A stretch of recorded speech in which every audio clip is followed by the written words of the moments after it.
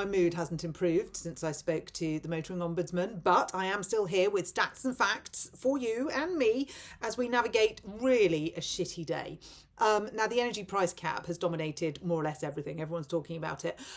It's all over the mainstream media. It's all over Twitter, socials, blah, blah, blah. But it's all over between you and me and other human beings that this affects. Because, of course, the politicians are using it for their tennis, but we're using it for our actual lives.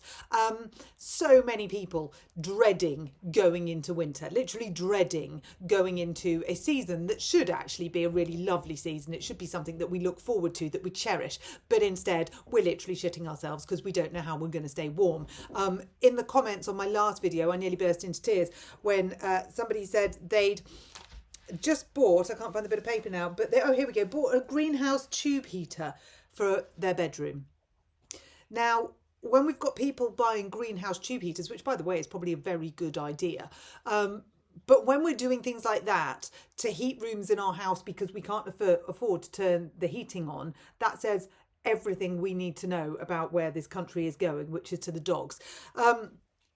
I've talked about wood burners, and I said to Jono, okay, well, we need to stock up on wood and coal. We're in an area where at the minute we can burn it. Now, of course, Ed Miliband will get a sniff of this because his green energy isn't going the way that he wanted it to, is he? And let's look at why the energy price cap has gone up. And the energy price cap has gone up because we are funding, said Ofgem, we are funding the inability to function of the wind farms. So Ofgem have said energy bills are rising to help fund the extra cost of wind farms.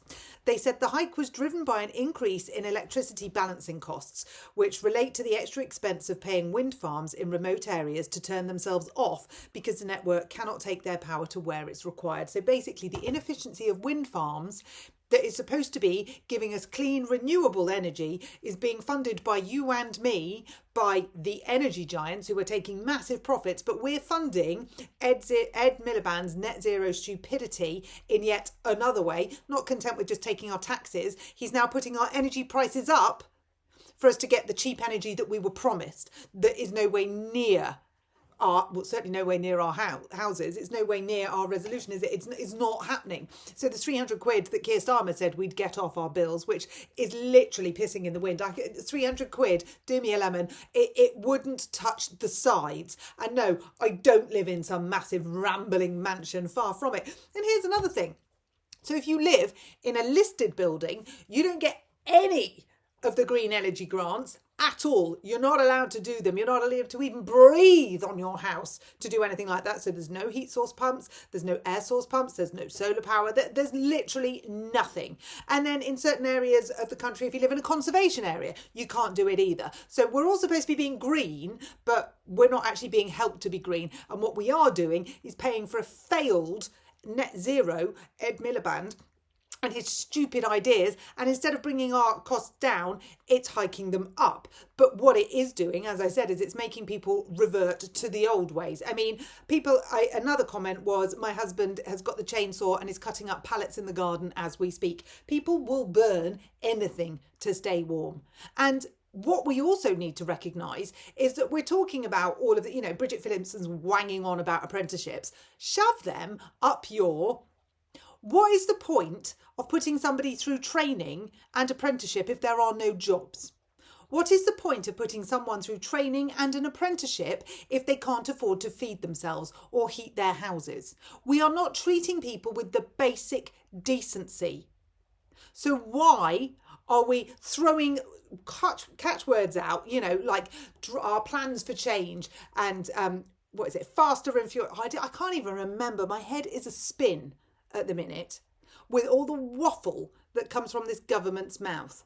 In the one hand, they give us all the PR spin that they want us to believe about the apprenticeships and about net zero and about all these fantastic, amazing initiatives. But the other hand, the one that we are living, the gap is massive. So you can stick your apprenticeships, Bridge, because they're no use nor ornament to anyone if there's no jobs.